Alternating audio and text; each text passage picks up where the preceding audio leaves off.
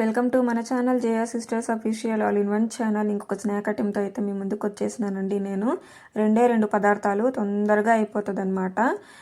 బెల్లం, సజ్జపిండి, ఈ రెండింటితో మంచిగా క్రంచీగా ఉండే స్నాక్స్ అయితే చేయబోతున్నాం మనం. Sweet snacks. 1 కప్పు బెల్లం తీసుకున్నానండి నేను.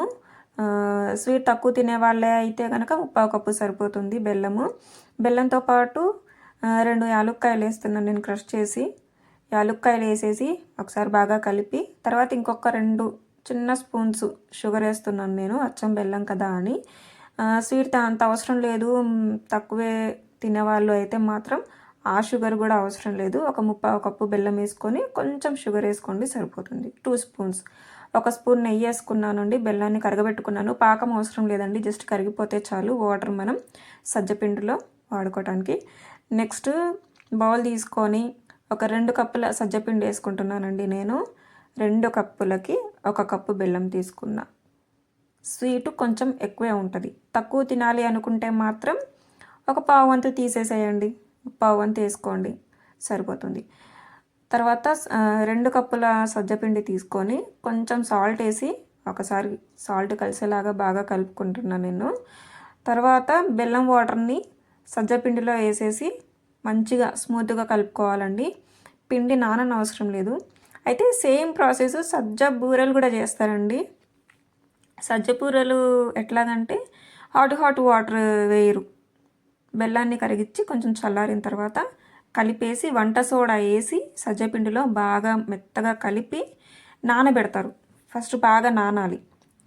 వంట సోడాతో స్మూత్గా మంచిగా పొంగుతూ చాలా బాగా వస్తాయి. నేను వంట సోడా ఏం వేయట్లేదు, నాకు క్రంచిగా కావాలి అని చెప్పేసి నేను.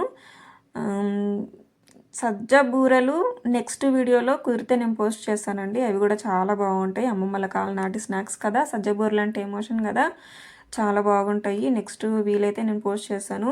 ఇది మాత్రం నేనేం నానబెట్టట్లేదండి సజ్జపిండిని.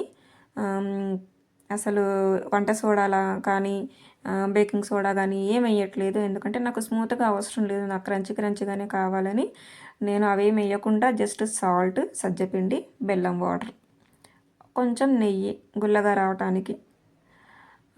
చెప్పుకోవాలంటే ఇవి చేసిన తర్వాత బిస్కెట్స్ లాగే ఉంటాయి చాలా.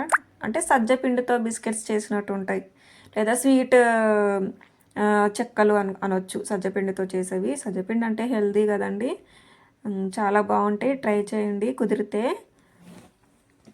నేను ఇక్కడ సజ్జపిండిని తీసుకొని రౌండ్గా బాల్ లాగా చేసేసి ఒత్తుతున్నానండి నేను. పల్చగా కాదు, కొంచెం మందంగానే ఒత్తుతున్నాను.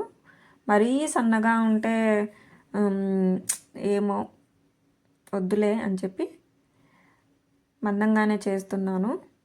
అది ఫ్రై అయిన తర్వాత సేమ్ బిస్కెట్స్ తింటున్నట్టే చాలా బాగుంటాయి. సజ్జపిండి మాత్రం సజ్జలు తీసుకొని పట్టించిన పిండి అండి ఇది. అందుకనే సజ్జపిండి కొంచెం గ్రీనిష్గా వస్తుంది కదా, ఇది ఏమో బ్రౌన్లా ఉంటుంది. ఇది స్పెషల్గా అవి తీసుకొని పట్టించిన పిండి సజ్జపిండి, అందుకని రంగేం మారలేదు. బాగా ఒత్తుకున్నానండి. ఒత్తుకొని ఆయిల్లో వేసి ఫ్రై చేసేసుకోవటమే. ఆయిల్ హీట్ ఎక్కిందా లేదా చూద్దామని కొంచెం వేసానండి, బాగానే హీట్ ఎక్కింది. వేసిన పిండి కూడా మంచిగా పైకి తేలింది. తర్వాత ఒత్తుకున్న సజ్జపిండిని అందులో వేసుకుంటున్నానండి. అప్పాలు, మా తెలంగాణలో అయితే అప్పాలు అంటారు, ఆంధ్రాలో ఏమంటారో చెప్పండి. స్వీట్ అప్పాలు.